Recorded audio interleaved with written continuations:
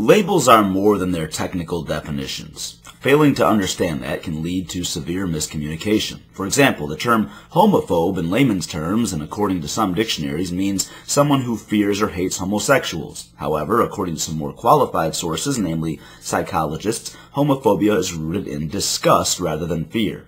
While both are irrational responses to a person's sexual orientation, disgust for something and fear of it are very different things. So if someone tells me he's a homophobe, I have a general idea about his discomfort with gay people, but I can't engage him about why his fear of homosexuals is irrational until I've sought clarity on exactly what he means by that label. Otherwise, I might be arguing against something that doesn't apply to that person just based on the label rather than that individual's explanation thereof.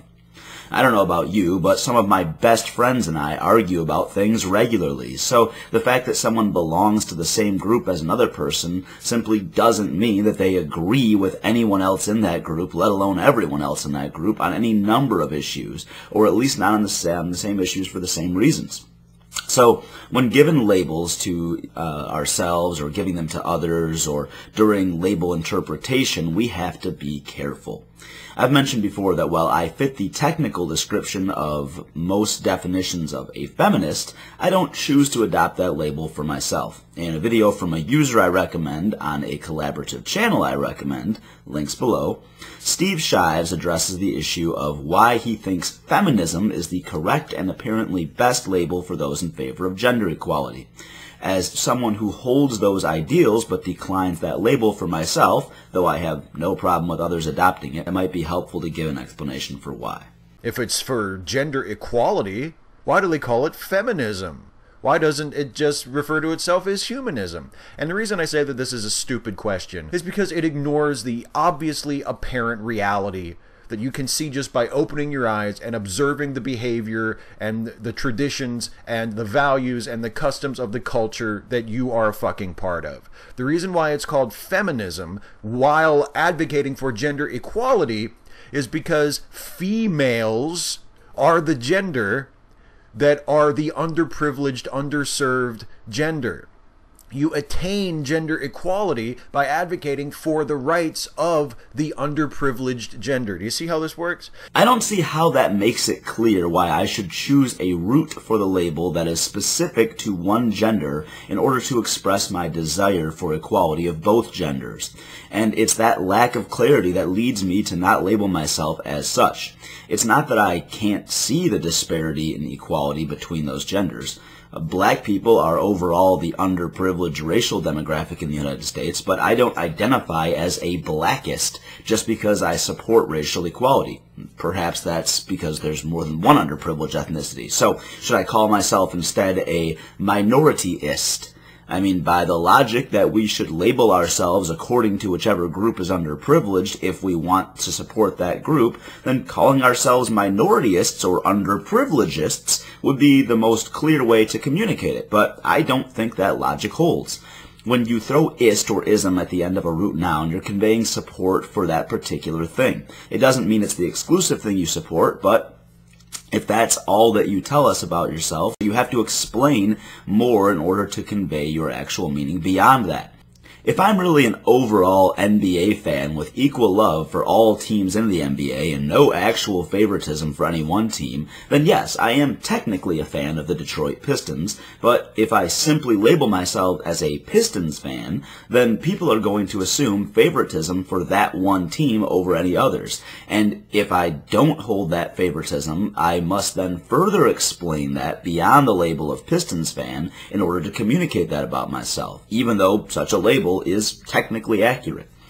Back to feminism specifically, females certainly are the currently underprivileged gender in our culture. However, there are cases in which men receive unfair gender discrimination, which I'm also against, and I prefer to label myself in a way that accounts for that rather than ignore those instances or those individuals just because they're rare compared to when they happen to females. There's also nothing to say that the power balance will never shift. If in 60 years women are the dominant gender and men's rights are being stripped and men are mistreated, do those striving for equality need to call themselves feminists because for a long time females were the underprivileged ones? Would they have to switch their own label to masculists because men would be the ones who in that case would be mostly in need of support? A gender-neutral label, which is my personal preference, removes most complication as to what the holder means and remains more timeless than one that is specific to a gender. Let me clarify that I'm not offended by people identifying as feminists, but I do have to ask them what they mean by that when they choose that label. Some mean they want equal rights for both sexes, and some might mean that men are the scum of the earth who should be restricted to captivity while women rule the planet. If someone identifies as a gender egalitarian or a humanist, I don't have to seek clarity for such a range of potential meanings. There may be some unfamiliar with the term humanist or egalitarian who then have to ask me to explain it when I refer to myself in that way, and that's fine. I'd much prefer them to have to ask me that and give an explanation than for them to just assume that the label feminist means what it sounds like and ask nothing. It's the same reason why we call it the gay rights movement. It's not because we think gay people deserve to be better than straight people. It's because gay people are in the inferior position and we want to raise them up to equality. That's how you attain equality. Well, now you're comparing an individual's label to the name of a movement. Due to the previously mentioned confusion, I don't call myself a feminist, but I'm absolutely in favor of women's rights for completely equal opportunities in line with men.